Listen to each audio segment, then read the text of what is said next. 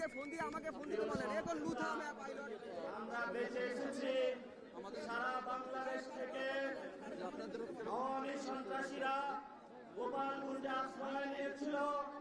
সরকার প্রশাসন থেকে শুরু করে সারা বাংলাদেশের কাছে আমরা বলেছিলাম আওয়ামী লীগের সন্ত্রাস দল হিসাবে তারা সন্ত্রাস অভিযুক্ত।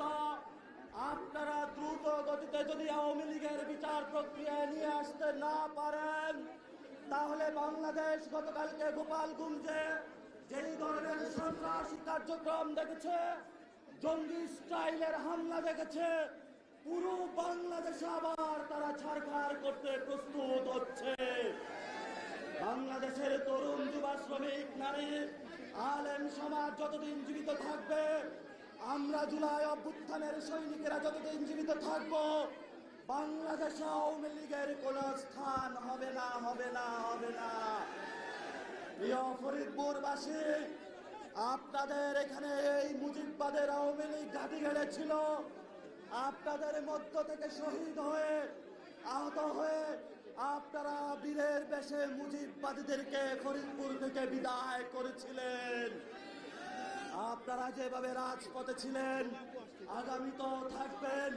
বাংলাদেশে কোন মুজিববাদীদের জায়গা হবে না, হবে না, হবে না ইনশাআল্লাহ।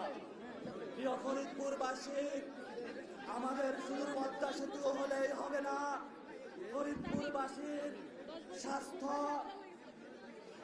শিক্ষা, জীবনযাত্রার মান, চাকরিতে অন্তর্ভুক্তিকরণ, ব্যবসায়ীদের সহযোগিতা করান, রোডের উন্নয়ন, ব্রিজের উন্নয়ন থেকে শুরু করে ফরিদপুরবাসীর যে সংগ্রামটা শুরু করেছিল সেই প্রক্রিয়াটা অব্যাহত রাখতে হবে।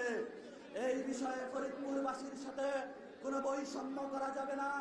সাথে সাথে গতকালকে গোপালগঞ্জে আওয়ামী সন্ত্রাসীরা আমাদের রাষ্ট্রীয় যে সভরেন্টি ফোর্স আর্মির উপরে অ্যাটাক করেছিল, আর্মি তাদের নিজেদের বাঁচানোর লক্ষ্যে সেখানে ওপেন ফায়ার করেছিল।